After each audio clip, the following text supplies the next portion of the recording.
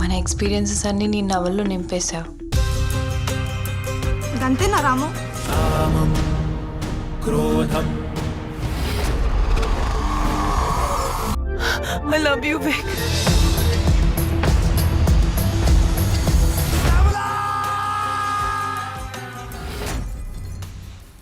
So the future of Telugu cinema young directors except Nandini Reddy. మీరందరూ పెద్ద సినిమాలు మానేసి చిన్న చిన్న పెట్ట కథలు తీశారు. ఏంటి ఎందుకు?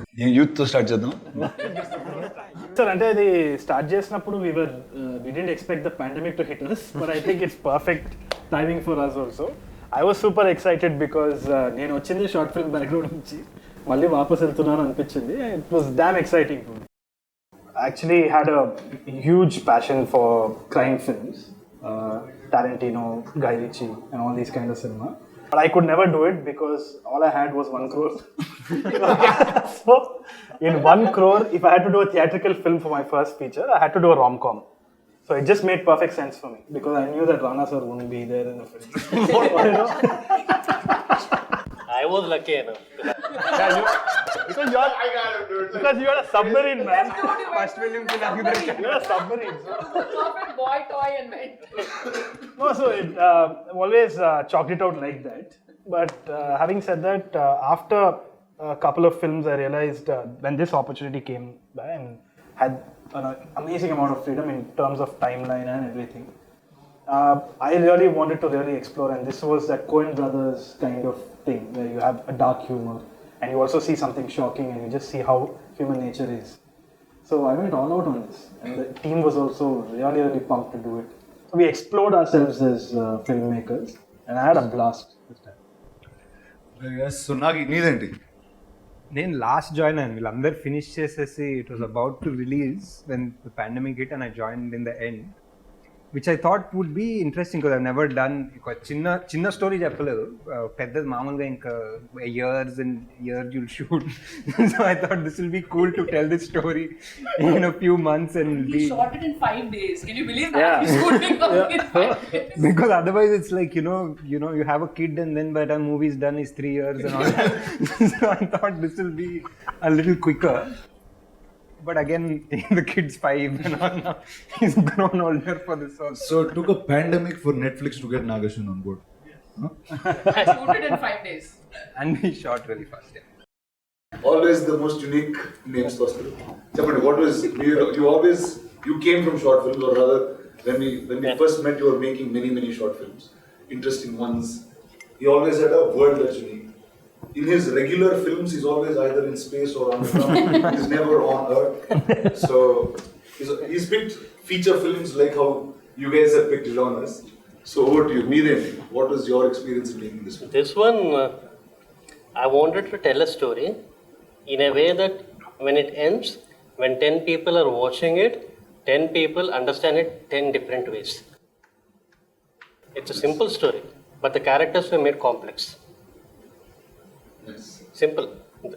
Like there are two female characters, one who is overpowering her husband, the other who is very selfish.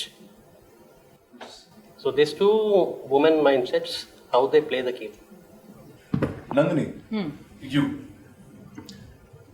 Why this story? What was your central theme of picking this up? Power play in a relationship. I was looking at a power dynamic shifting in an existing relationship, and they were clear that it had to be in a romantic relationship. So that itself was very interesting. It can go so many ways and it have so many layers. So I spoke to my friend Radhika Madan, who's the writer of this story, and we were discussing various options and how this could play out. And then she told me that she had written a short story based on a story by Guy de Maupassant. So the minute she told me the crux of Meera, I said this kind of fits. It encompasses the ground for what we want to play with. It had all those elements. And then I started tweaking it. I'm a big Roald Dahl fan.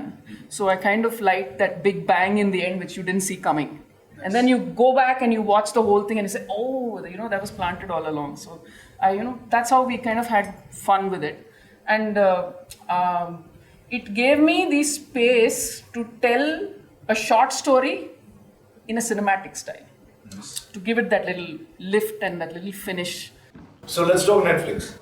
Tell me, what do you have in the next couple of months, years that is happening in Telugu, especially in the Netflix OTT? You know, Telugu is a very logical next step for us and somewhere we want to head. But this was a fantastic opportunity that Ashi and Ronnie got for us. And to get these kind of directors in, I think we're a little spoiled about how to go ahead now and what do we come up with next. But, you know, what's been really great is the kind of stuff that's come out from here. And to see the enthusiasm and also the actors and the kind of difference in all the stories that we've seen. So we've stayed around what we would like to believe is a lot of love and power and lust and desire and, you know, all those things that make us human. And I think that this is something that's going to relate across. So we hope to do a lot more. We want to make sure that there's a lot of representation across the country, you know, authentic representation that comes out. And we make sure that this is, you know, the platform where this should happen.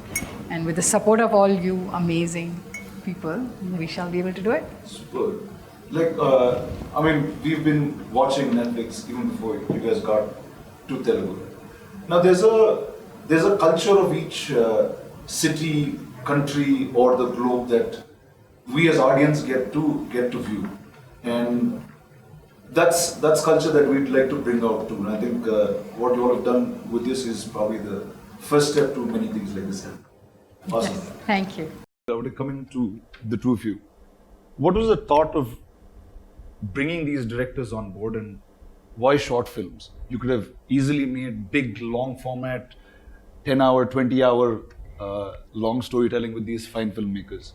Why stick to 30 minutes? Like he said, then his kid would have been 16-year-old.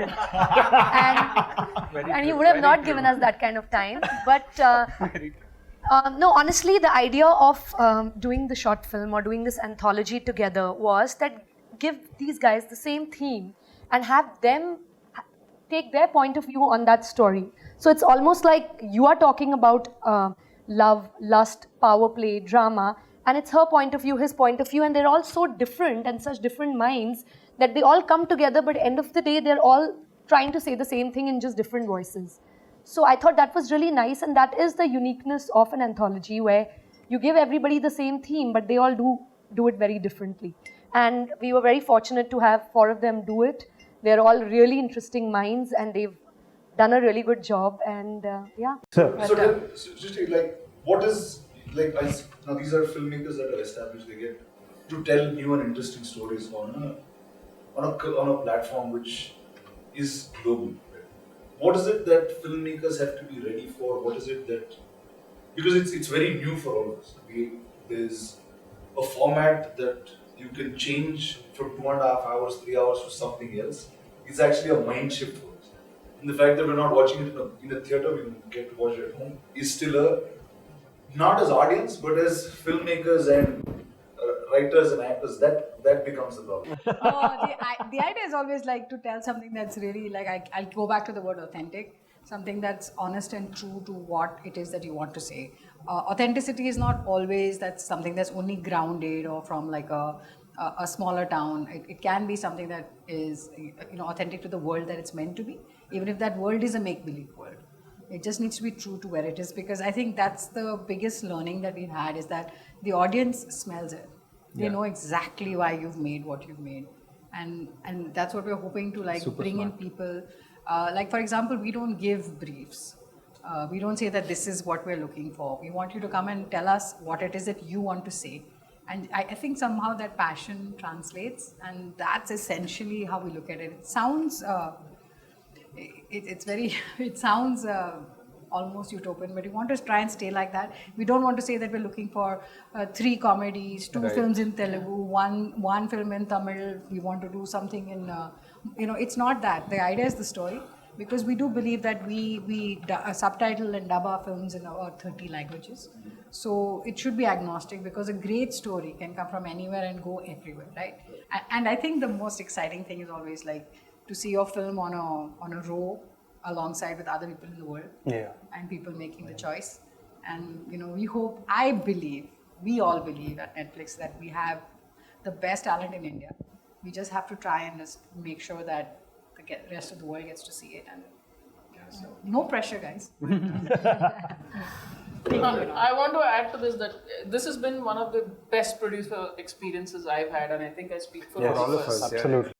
It kind of gave us little more responsibility that, you know, they're trusting us with this.